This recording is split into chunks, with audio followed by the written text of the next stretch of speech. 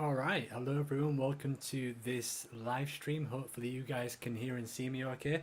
I do apologise for the late start, having a few technical difficulties unfortunately, but here we are. Let me know if you guys are there, let me know if you can hear and see me okay. Hopefully you can. Sorry about that, just getting a little bit of feedback. Wonderful world of going live. Alright, so the guitar, let me know if this sounds nice and clear. If you are watching and you just tuned up, let me know where you're from in the comments below. I'll do a few shout outs. It looks like Tom has left a comment. Hey Tom, looking forward to the new audio setup. Yeah, me too. Hopefully it's come out okay, it's clear, there's no distortion or anything like that. So yeah, just as people get here and they get settled, I might play a little bit of a tune just so you can hear the guitar, and then we're going to get into today's topic, which is learning a jazz standard. Why should you do it and how can you do it so that you don't forget things going forward. Alright, so I'm going to play a little bit of Autumn Leaves just to begin with here, and yeah, and just let me know where you're from if you are here, and yeah, I'll do a few shout outs then. Okay, so here's a little bit of Autumn Leaves. So, yep, just before I do that. Excellent, good. So, yeah, Thomas said that YouTube now gives the correct time zone, which is fantastic. We've got Steve. Hey, Steve. Audio is much better. Fantastic. Abraham is from New York. Barry from NC. That's North Carolina, right? Hopefully I know my American states. Hey Barry. Alright, I'm going to play a little bit while you guys just get settled in. One thing I probably should do is just to kind of test that things are working, is hopefully if I press this now, you guys have seen the, a preview of my ebook, which should be there. I have a special discount code for you guys that are looking at getting started with jazz improvisation.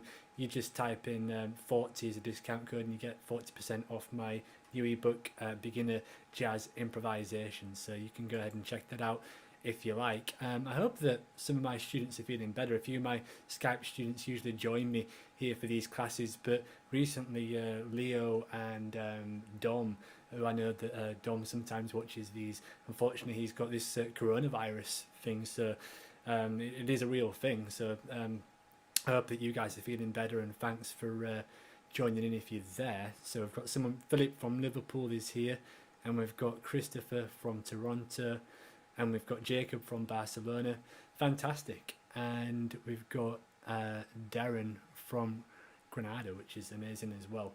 Alright, here's a bit of Autumn Leaves. Let me know if you guys can hear the guitar. Okay, so here we go. I'm sorry I missed out Jay from Maryland. Okay, cool. Here we go.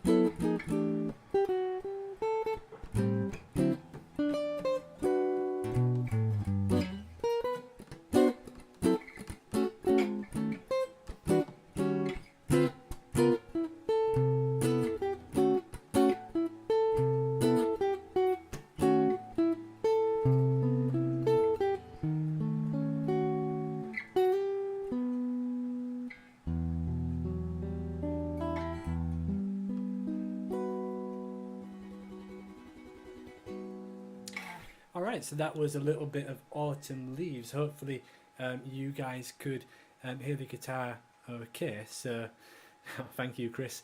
We've got Hubert from Belgium, which is amazing as well. So thanks to all you guys for tuning in. Glad to have you all here. Thanks for checking this out. So what we're going to do now is go to basically what we're going to be looking at in today's class, which I'm just going to get the resources right now, and hopefully you guys will be able to see this as well, and that's a PDF for this Autumn Leaves chord chart. So hopefully now you guys should all be able to see a chord chart for Autumn Leaves. Let me know if you can or if you can't. And basically, yeah, that's just going to be the vehicle of the tune that we're using. Alright, so learning jazz standards. Why is it important to learn jazz standards? What's the point of it? Why is it going to help you? So when you learn jazz, we learn licks, we learn scales, we learn all this stuff, but really what cements all this together is learning tunes. And hopefully any player or any teacher that you're listening to will say this as well. Okay, so if you know a song, say if you learn a cool chord, if you're learning Autumn Leaves, you could be reharmonizing this song, and maybe you want to play the first couple of notes like reharmonization like that. You know, that would be a great way in which you solidify this technique, right? You know, to get in a cool chord like that, then it kind of locks that chord in the tune. Whereas if you just learn that chord and you never put it into anything, then you're probably not going to remember it in 6 months' time. All right, so that's one good reason for doing that. And obviously when you go to a jam session, you don't just sit there on the stage and say, right, we're going to play a G major scale. Obviously that's when we play tunes as well, right? So there's that reason. And you know, really, if anything, tunes are good technical studies to learn jazz. So really, and I always give this scenario, so those of you that study with me will probably be tired of hearing me say this, but you get two players. You get the first player, which knows 1,000 jazz standards, but it doesn't really know what the sixth mode of the harmonic minor scale is. And then you get another guy which knows all the scales, but only one or two tunes. Then, you know, who do you think is going to be the better player out of those two guys? Well, my money will probably be on the guy that knows all the tunes, all right, because a lot of the improvisations came from melodies originally. So by knowing tunes, then it's a really good way to do that. And many of the Skype students that study with me, that's kind of how we track our progress, really. We tend to work on one song for at least a couple of weeks, sometimes maybe a month or two, to really solidify it and know it and apply things too.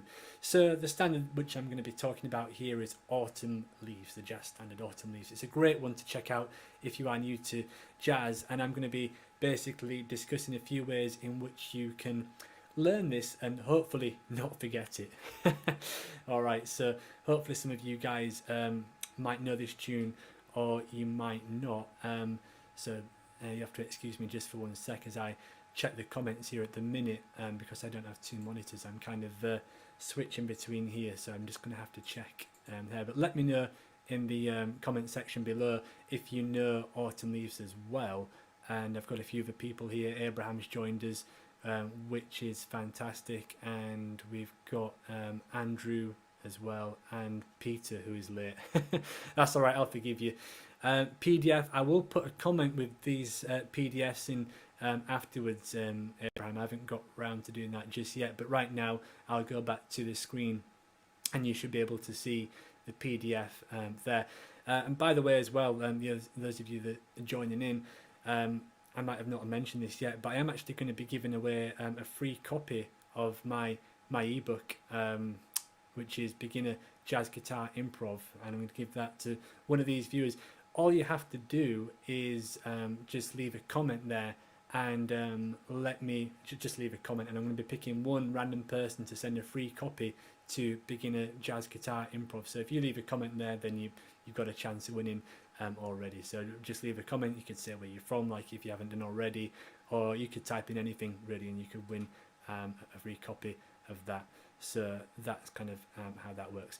All right, so let's go back to this Autumn Leaves chord sheet right here. Just bear with me 2 seconds. All right, so hopefully you guys should be able to see the Autumn Leaves chord chart now. And when you're looking at a tune like this, a chord chart is often the best way to start with a tune, and we're going to talk about some common ways in which you can memorize a jazz standard, really. So what you want to do, the first thing you want to do, is get a harmonic overview of the tune. So this song really, and when I mean harmonic overview, I mean things like talking about the Roman numerals in the song. I mean like talking about the sections of the song, things like that, which will give you an idea. So this particular song is 32 bars. Okay, it's 32 bars in length, and the significant thing about a jazz standard that's 32 bars is that many other jazz standards are also 32 bars as well. So you could get something like Take the A Train, Georgia on My Mind, Girl from Ipanema. They're all 32 bars, and if you can spot the small selection of things that are common amongst many standards, then you know that's what's good to do, because you can look at something that's new, and if you can relate it to something that you know already, that makes it much easier to memorize. All right, so that's one thing you want to do. Now, in terms of breaking this up in the form, one thing that you can do with the form is you can start to be able to dissect that in terms of how you construct the form as well. So, you know, if you're thinking of things like AABA, AABC, etc., that's generally a good thing. So this tune, Autumn Leaves, this is what you would call AABC. Okay, and by the way, guys, as I'm going through this, if you have any questions whatsoever, feel free to drop those in the comments as well. I'll be happy to clarify any comments. I will have to come out of this screen and check, see if I've got any shortly. But yeah, happy to look in the comments and answer any questions that you may have. So far we've established that Autumn Leaves, it's a 32 bar, and the form is AABC because this is the A section right here. We've got the repeat sign here, so we've got two A sections. Okay, then we go over to the bridge, which is there, and then the C. All right, the C is a little bit different from the rest of the chord, and really this jazz standard, it's 2-5-1 sitting. We've got an abundance of major and minor 2-5-1s, and you know, if you've never learnt a jazz standard before, you look at a chord chart like this and it can seem pretty overwhelming, right? You see all these chords and you just think, oh my gosh, what's going on? But really this tune, it mostly just focuses around 3 chords, and those 3 chords are G, E minor and C, right? You know, and like the first 3 chords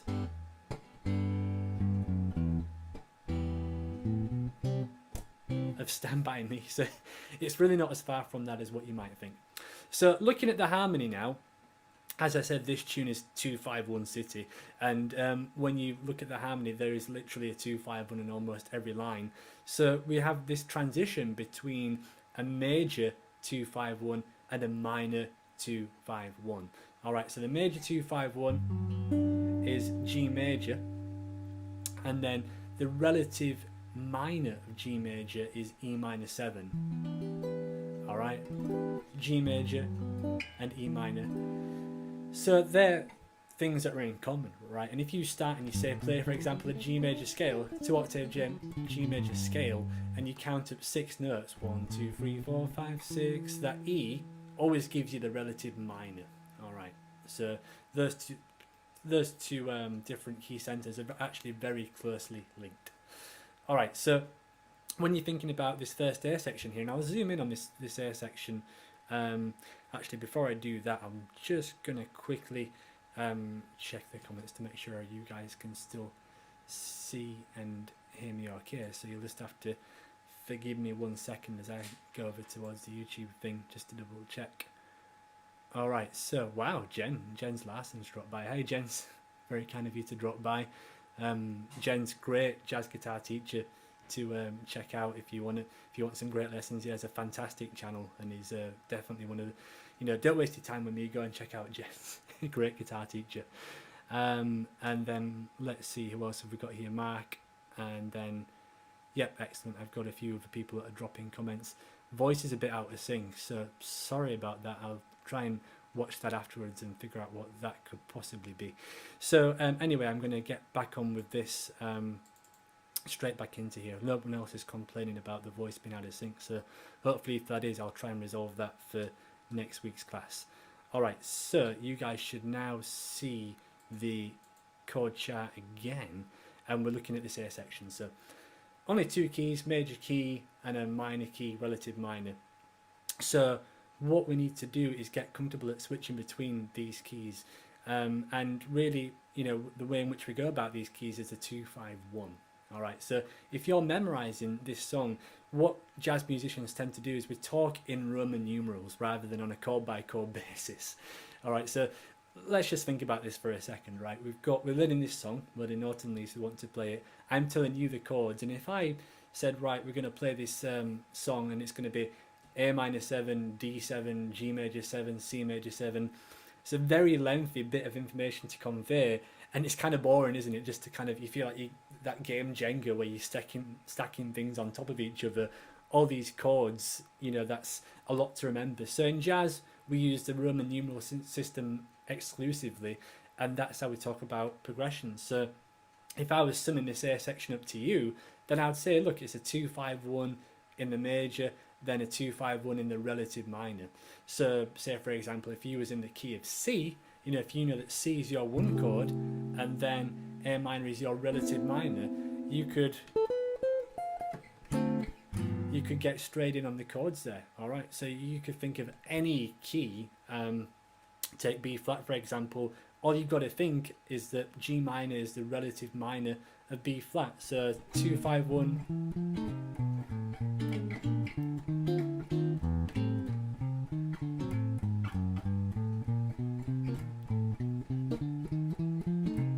Two, 5-1 in major, followed by the relative minor.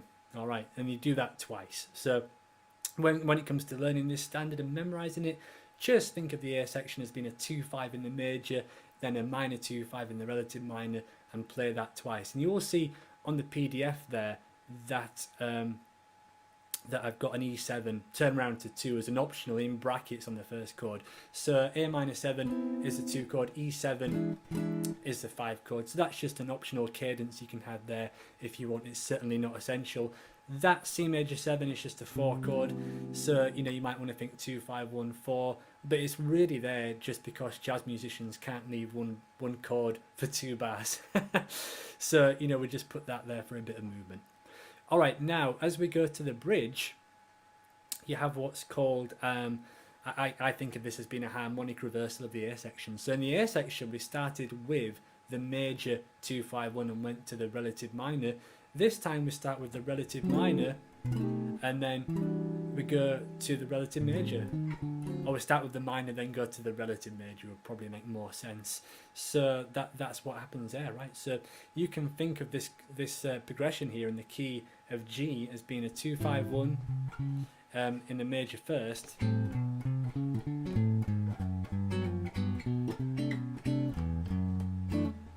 2-5-1 in the minor, repeat that again.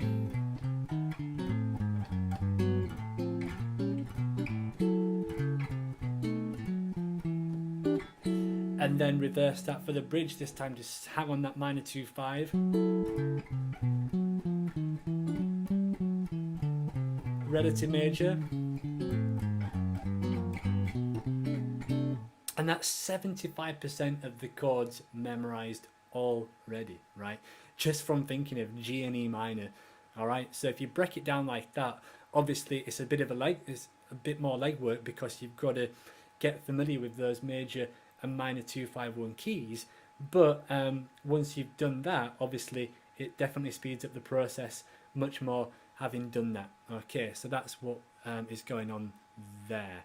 So once again, you'll just have to kind of excuse me just while I check in the comments, make sure that you guys are still here. I will have to find a better way to do this. Jens has said, let's have a look. Like the relative minor tip. Cheers, Pete. Just bear with me 2 seconds. I'm just going to catch up on the comments here. Oh, Jez has said that the voice is fine. That's good, and no sync problems. Out of sync for Mark. Tom has said that the sync has been totally fine, and then Abraham said it's out of sync. Refreshed. Okay now. So it seems that Abraham has just said that all you've got to do is refresh this workshop, and then that should hopefully clarify any sync problems.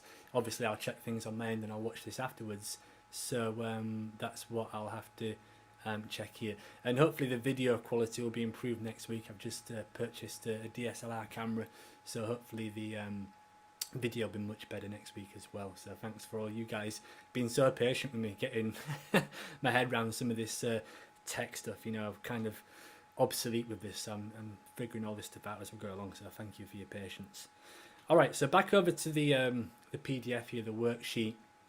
So we've got the tune up to the bridge. So we've said that 75% of the song can be memorized just by thinking about major and minor transitions, which isn't too bad, right?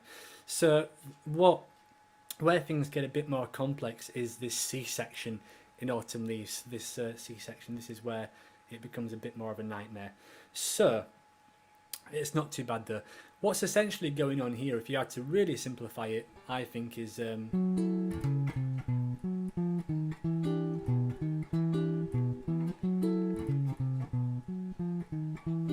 it's kind of like 2 minor 2 5s, but to give you the proper analysis, so we've got a minor 2 5. Now when you come to this E minor 7, when we previously looked at this, it basically it just stayed as a stationary 1 chord, but right now we've got to descend, we've got to turn around to the 4 chord. All right, so we go back to G. What's the 4 chord in G? C major 7. All right, sounded a bit like the Addams Family. All right, so anyway, you've got this turnaround to the 4 chord, and the turnaround, you can slice this a couple of ways. You can either think of this, as I say in the PDF, as descending 2 5s. So that's E minor 7 is 1 2 5, then down a tone, D minor G7, then C major 7 is our 1 chord that we're going to there. Or you could think of this in the key of C major 7 as being a 3 6 2 5, right? So that could just be in the key of C. E minor is the 3rd, then 6 is an A7 secondary dominant chord, D minor 7, G7, and then 1 chord right there. Or you could simplify all this totally if you're completely new to jazz and this is the first standard that you're learning, right? You know, you need to be at C. All these chords are just moving in a downwards motion, all right? So as long as you just think of it as some kind of way to get to the 4 chord, you're going to be cool, you're going to be fine. And that's what you need to do. Occasionally you see this chord chart having tritone substitutions as well. So that would be E minor 7, E flat 7, D minor 7, D flat dominant 7, going to C. It's all going to C, guys. You could do any number of things there, and it's going to work. It's just a turnaround, really. So that's all there is to that. So that would be the C section. Okay, so you just think of that as being 2 5 into the minor, then the minor acts as a turnaround to the 4 chord, then you've got a 5 1 in E minor. So maybe I'll just kind of go over this chord progression and hopefully try and hopefully clicks with you guys. Like I said, if you have any questions, feel free just to drop and let me know. And you know, don't forget that you can win a free copy of my ebook just by leaving a comment below. So that might be something you can do if you want a free copy as well. And by the way, when I say free copy, I mean I'm going to pick one winner from that. Okay, one winner. So you don't just get a free copy if you leave a comment. I've got to pick a randomly selected winner to do that. All right, so I'll do that at the end of the broadcast. Actually, I'll do that just before I go. I'll randomly select one person who's left a comment, and yeah, I'll announce the winner. And all you have to do when I announce the winner is just send me your email address, and you're good to go. So leave a comment now, and you could get a free copy of the book. All right, so maybe I haven't got great coordination, but maybe I'll attempt to kind of go through these chords and explain what's going on harmonically as I go through them. Okay, so starting from the very beginning. So 2 5 1 in the major key to a 4 chord, then 2 5 relative minor to turn around back to A minor. No charge for mistakes. 2 5 then relative minor, harmonic reversal of the A section. So minor 2-5, then 2-5 to the relative major. C section, minor 2-5, acts as a turnaround, 1 chord, or the 4 chord in the key of G, then a 5-1 in E minor. So maybe I'll do that once more and just play around it without messing it up. So I'll play the entire chord sequence to Autumn Leaves, and then maybe you want to try and say what's going around, or just kind of internalize the chords as I'm playing through them. So here we go. So 1, 2,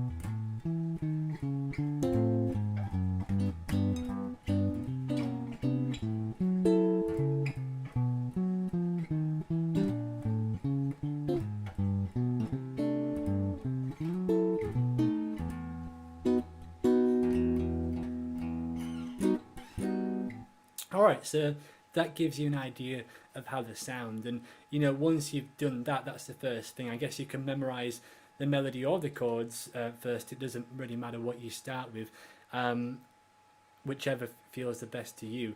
So that is the first PDF. So if you are new to jazz, then that's, you know, this is a good kind of chord progression just to start with, to get familiar with major and minor 2-5. So thanks, Chris says this is so helpful. Thanks, Chris. I hope Jens doesn't win. Nothing against you. I don't think Jens needs this book, guys. I'm sure we've all heard him play. He's a great player. It's called Beginner Jazz Improv. So that's you know, if you're new to jazz and you haven't improvised, then it's that's who it's going to be the most useful for. So there we go. All right. So going back to this, I'm just going to have a quick drink here.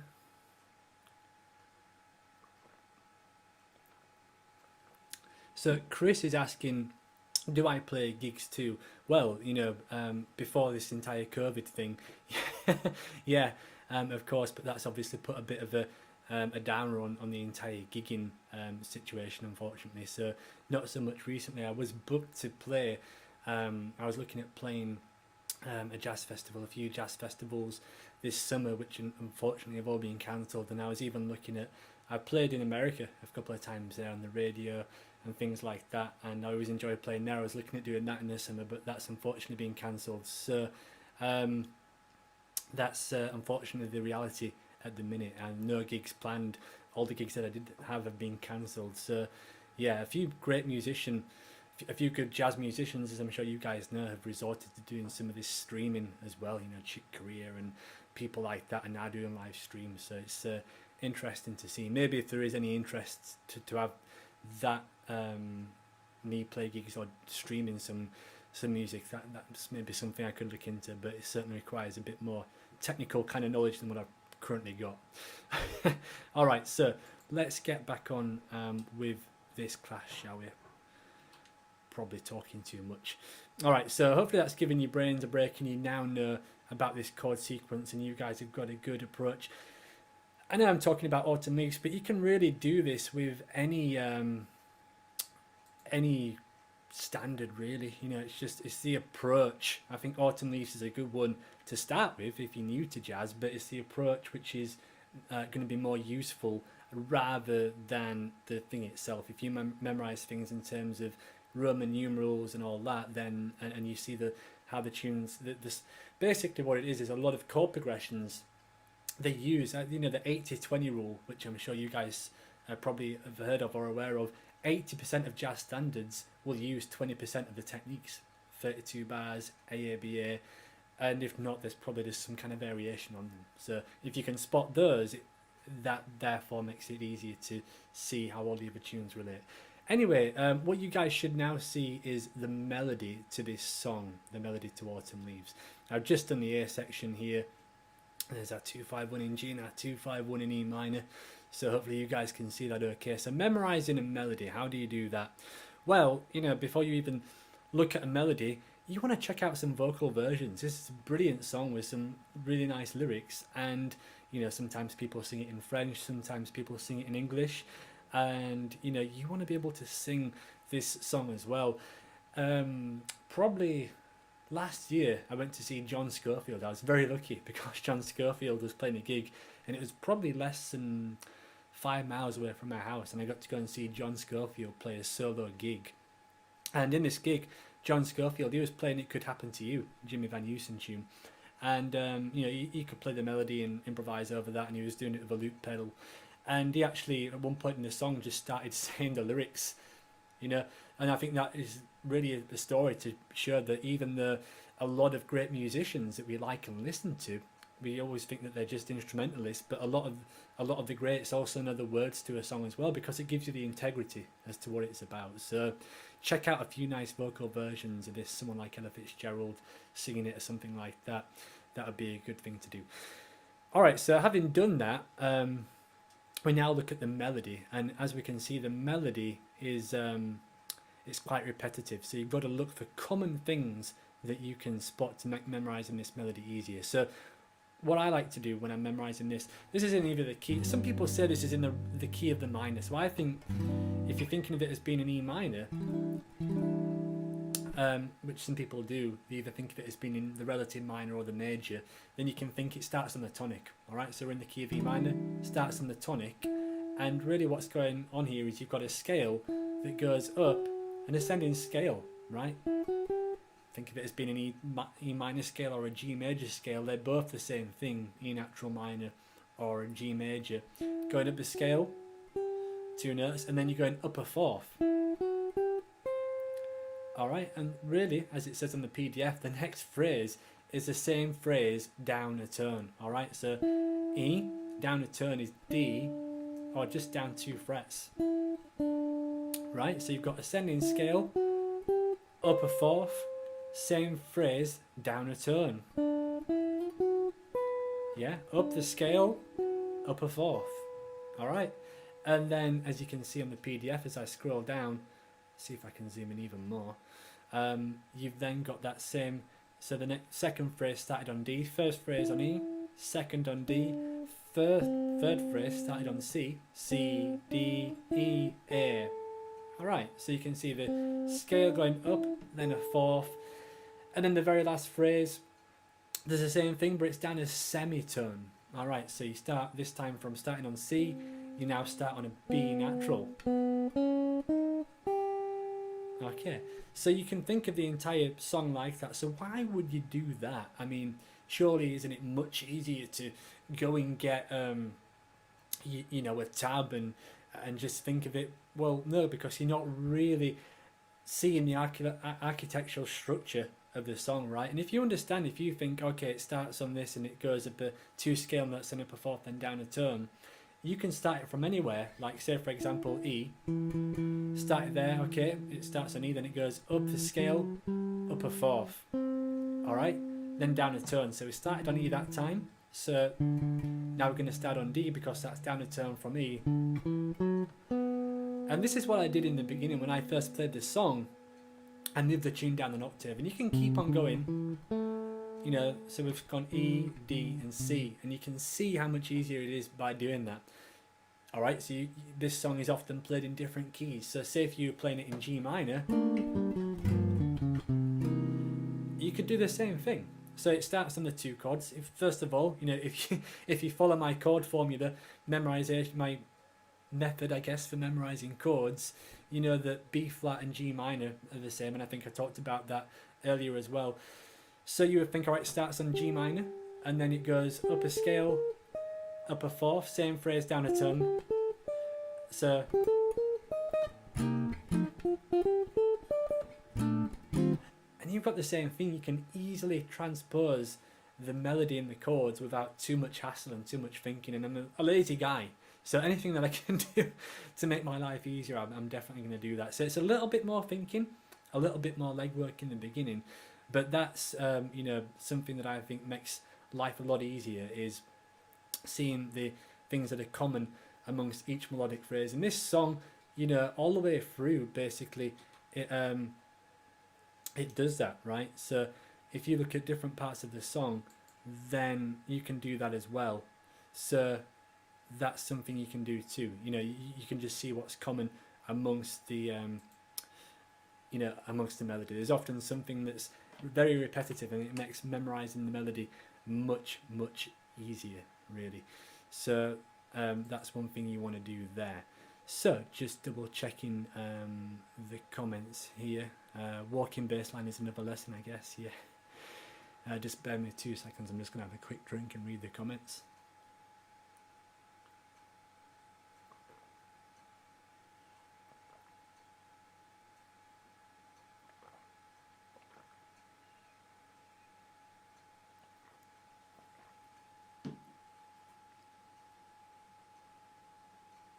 Yeah, so Chris is asking, do I always try to learn the harmony first, then the melody? I guess either way you do, it's fine. To be honest, Chris, whichever way, there's a lot of. I guess it's like a chicken and an egg argument. You know, what came first, the chicken or the egg? I think that whichever way you do, it's absolutely fine. What do you guys think? If you've got any concrete ways in which you find easier, but me, I can learn the melody or the chord first. So I'm just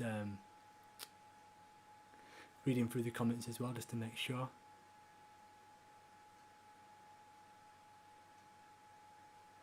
All right, so thanks for you guys that are commenting, leaving some feedback there as well. So looks like there's some interesting walking bass lessons.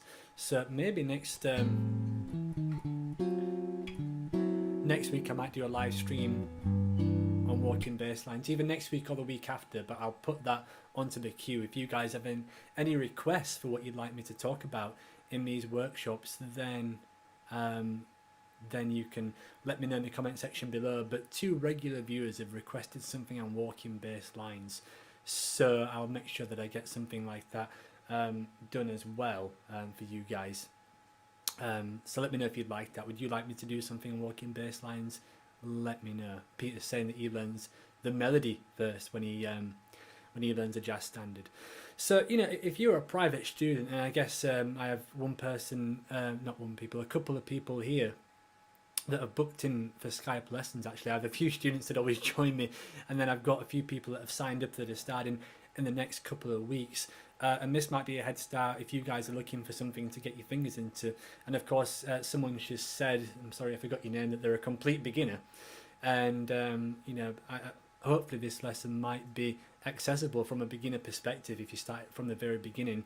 The very first assessment that I usually give my students, my private students, is to first memorize the chords and the melody as separate entities. So when you're doing that, when you're memorizing things as separate entities, it's a good thing because you can level up, right? You can level up. So when I was playing Autumn Leaves at the beginning, you know, I was playing that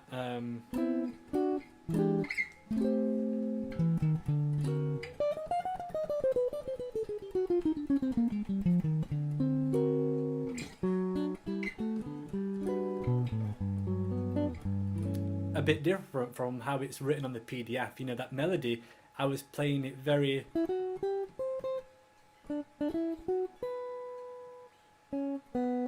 if I can play it correct. If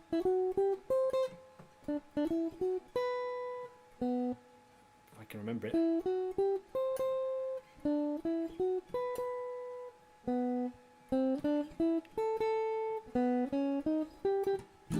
we go.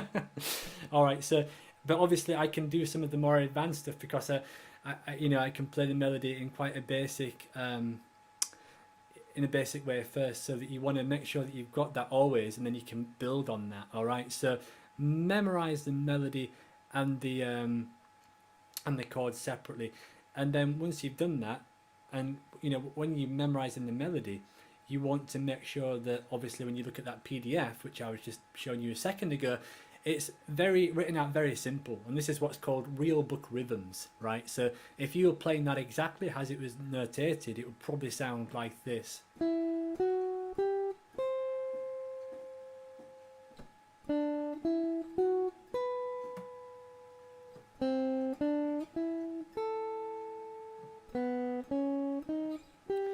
Sounds okay, but it's not the most, musically interesting way to play that. So once you've learnt that and you feel comfortable, you might want to try, pepping that up a little bit, add in things like syncopation and other things as well.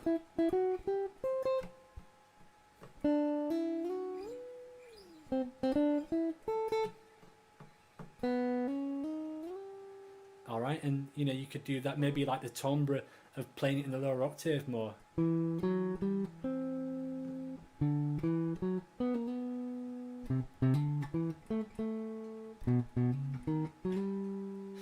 A great version of this to check out is Jim Hall's recording of this with Ron Carter. He plays that in a duo form, and you would think that when, as a guitarist, if you're playing in a duo, you might think that you want to add more chords and make it a little bit more fancy, especially the bass player, because there's obviously no harmony there.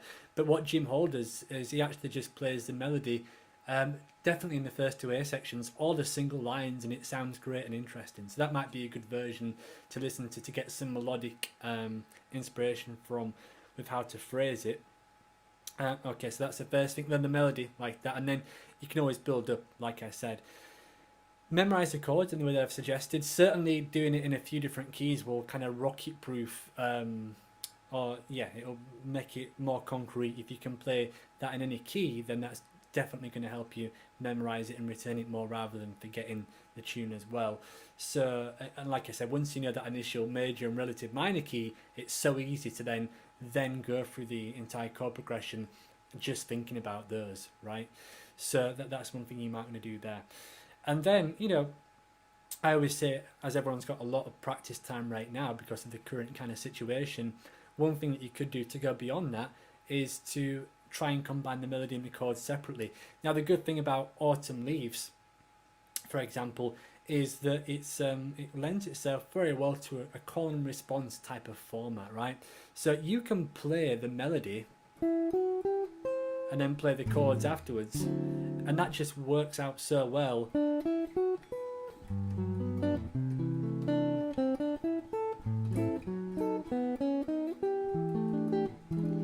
Right, and you don't have to do any work. And the good thing about jazz is that you can do this, and you can play it at a time, and you can practice that, and you can make that musical, right? The technical term is playing rubato, playing at a time. Of course, and the difference to that, this is playing in time. So in time, this is kind of how Joe Pass plays it. You just type in Joe Pass Autumn Leaves, and he plays it more in time.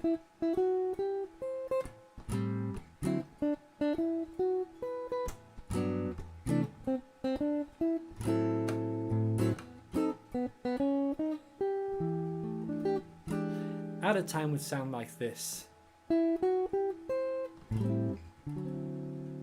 A little bit more dramatic.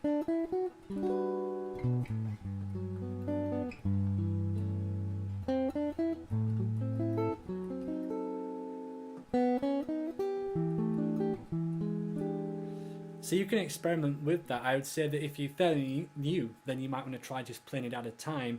And there's a few ways in which you can do that. So if you're playing it at a time, you can play the melody, and then you could simply just strum the chords.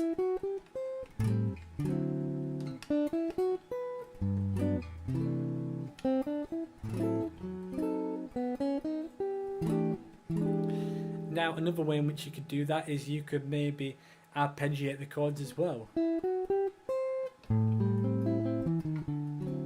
And when I say arpeggiate, I just really mean pick up and down the chords. If you're a fingerstyle player, you would just use your fingers, no big deal.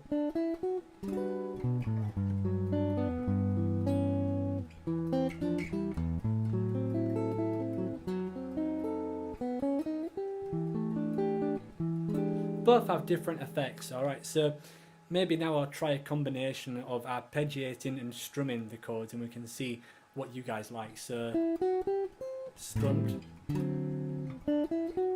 arpeggios.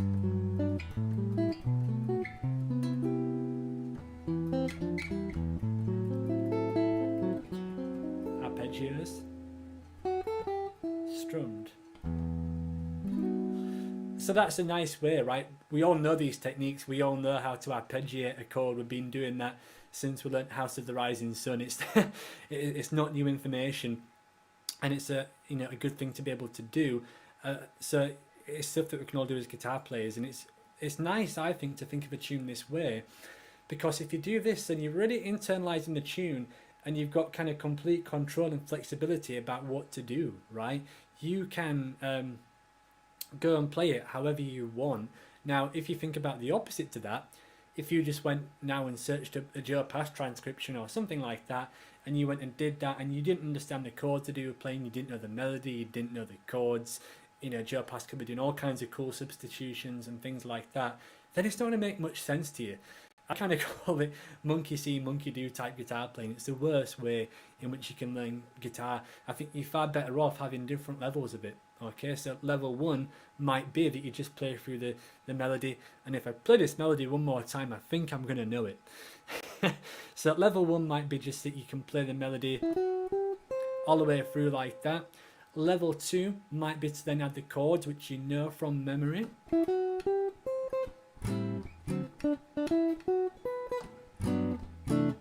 Level 3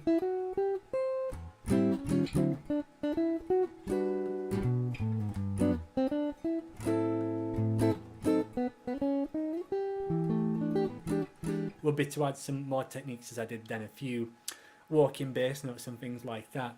But hopefully what you can see there and what you can hear is that I did that by levels. I didn't start by a complex thing. I had something that was simple, and I kept on building and building and building upon.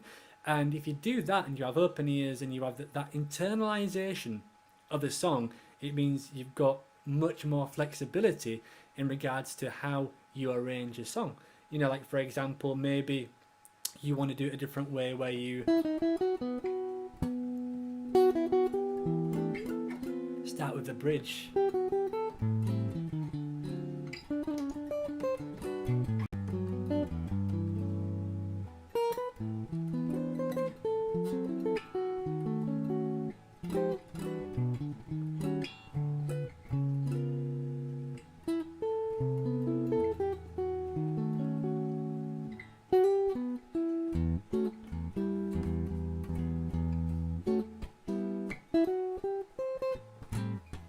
And then you can pick it in time that way, all right? But it's because you've got this, knowledge of the song and this understanding of it, in which you can do these things, so you don't have to play them the same way every single time. So that's what you can do. And as I said, if you're a private student, like someone else has said, first memorize the melody, then the chords, and then put them together. And then someone else has asked as well, haven't quite understood the second part of that comment, so I'm going to have to skip that one, I'm afraid. Yeah, so they're the assignments, is what you'd have to do. Memorize the melody, memorize the chords, and having done that, then you can put them together in whichever way you desire, right? You might start off very simply, then build up. But this is how I learn tunes. A lot of great players that I know also memorize tunes this way, so that we've got the full understanding of how to do it. So I hope you guys have enjoyed this workshop, and thanks to all of you that have given up this very nice sunny afternoon here in the UK. So thanks to all of you who have given up the time to come and join me today for this workshop. Like I said, I hate to do these plugs, but unfortunately I've got to make a living doing this as well. Special live stream discount is 40% off my Beginner Jazz Guitar Improvisation ebook. So you just literally type in the number 40, and that's going to give you 40% off that. Thank you so much to those of you which have bought it, and thanks to those of you which donate as well. It's very, very kind of you, and it really helps support these things and keeps us going.